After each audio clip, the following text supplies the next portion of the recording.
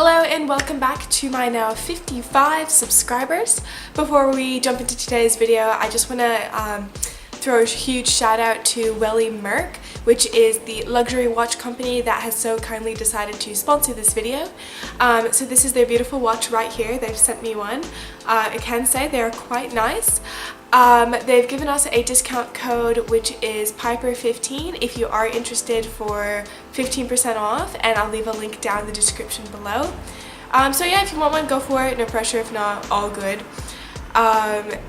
Yeah, so I'll get into today's video. Today is all about forgiveness. It is about why it is so hard to forgive and also why it's so important, and I'll wrap up with just one method that I found that, you know, might help you get started if you're struggling with this. So first we're going to start out with forgiveness and its misconceptions, because unfortunately I think there are some misunderstandings as to what forgiveness really means. I think it gets a bit confusing, so I'll just sort of run through that.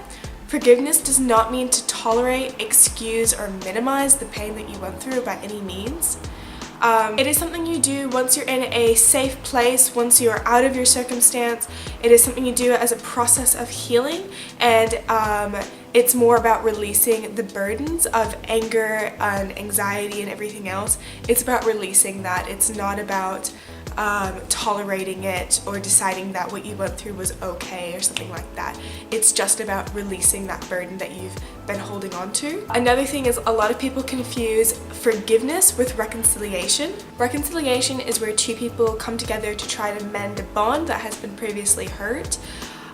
Whereas forgiveness is completely different in the sense that forgiveness, like I said before, is just about releasing your resentment and vengeance and everything else, and those negative emotions are really only going to hurt you and continue your suffering, and those things are not going to affect the person who hurt you. So it's really best off just to try to release all the negative emotion that you have retained from whatever has happened to you. And it's really important to understand that it's not about the other person, it's not about the offender. Forgiving is really just about yourself. You also don't have to tell the person that they're forgiving. For some people that can be really overwhelming or upsetting. You do not have to go to them and say that you are forgiven. And also, you don't have to pretend like nothing ever happened. You don't have to brush it off.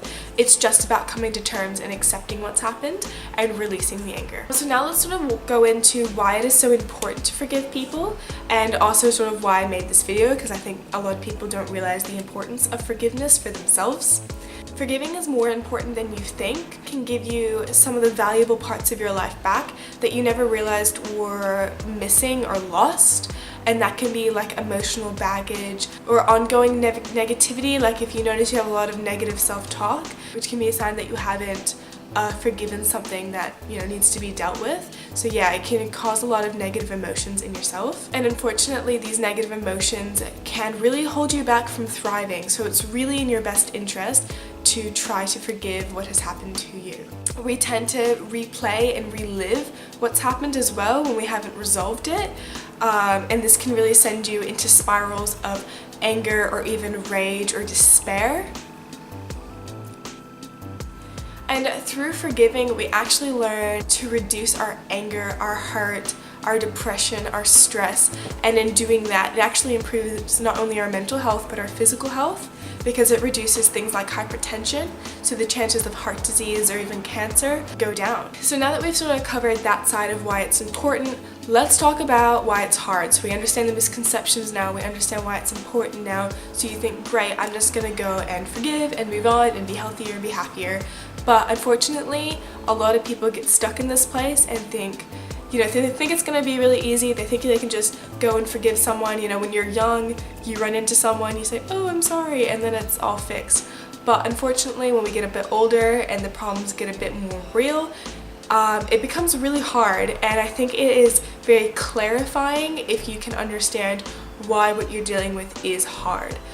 So the first thing I want to say as a little disclaimer is, when I was researching for this video, I found so many reasons why it is incredibly difficult to forgive somebody. So if you don't find that you relate to something in here, know that there are so many other reasons you might be struggling than just what I'm saying here, but these are just a few of the reoccurring ones that I found. Keep in mind that forgiving someone is not something that happens overnight.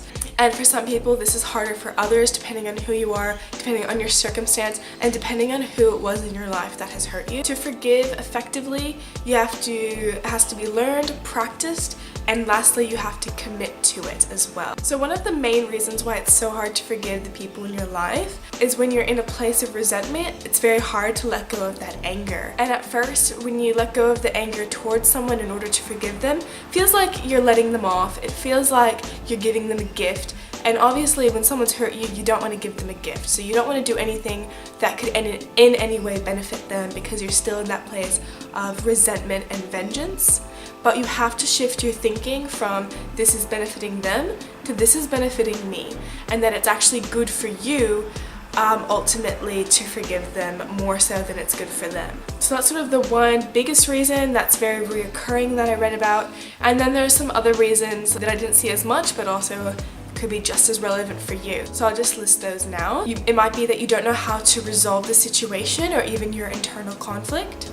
It could be that you're addicted to the adrenaline that anger gives you. You might feel vulnerable from releasing the emotions, because some people create these emotions, the anger, the resentment, just so many different things as a wall that they put up to protect themselves, so they don't want to feel vulnerable. It might be that you identify as a victim. You might have the misconception that you have to reconnect with the person to forgive them. And finally, you have to have the willingness to forgive. This is also a really big one. So you have to have the willingness, meaning that to find the willingness, you have to have already gone through your whole process of accepting what has happened to you and feeling your hurt. So if you're not willing or not in a place where you can really feel the impact of what's happened to you, then you can't turn around and have the willingness and openness to forgive yet. So you have to make sure that you've gone through that whole process. Alright, so finally I'm going to share one method with you that you could use sort of as the beginning for your journey to, unpack your own situation and to try to start your own path to forgiveness. It's not a one-size-fits-all. There's a lot of different ways you can go about this, but I thought maybe just adding one in there could help someone out. So this one's sort of a 4-stage process. Number 1 is think about and accept what has happened to you. Number 2 is reflect on how you grew and how you learned from the situation. So just sort of think about what happened and think about what you got out of it and how you're a different person now in every positive way possible. Number 3 is reflect on how the person who hurt you is a human being who is flawed, as all human beings are flawed. And number 4 is decide whether or not you want to tell the person if they are forgiven. You do not have to tell them that they're forgiven. If you decide you don't want to do that, that's okay. An alternative route can be to write a letter or even say out loud that you forgive them. But the trick is to give a detailed explanation as to why you forgive them. Anyways, there are a lot of different ways you can, go about your own journey to forgiveness. You don't have to use that one, but if you feel comfortable with it, if you think it could help, then go ahead.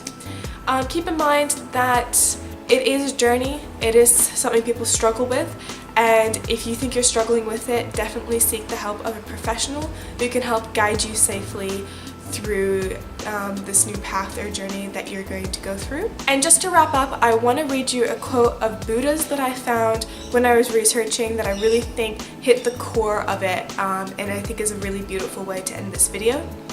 It is, and I'm going to read from my prompter here because I don't want to get it wrong, you know how I am with quotes.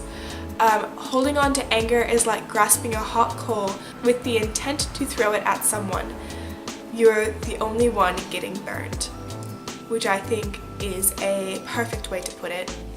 Anyways, that's all I have for you today, guys. I hope you enjoyed this video. I hope you got something out of this video. This was another Feel Good Friday, which I didn't say in the beginning that I should have. If you liked it, please give it a thumbs up. If you want to leave a comment, please do. I'd love to talk to you. I do have an Instagram, a Facebook, and a Twitter as well, if you're interested in following me there. Thank you so much for tuning in, and I would appreciate it if you subscribed if you like my content. Anyways, thank you guys, and bye.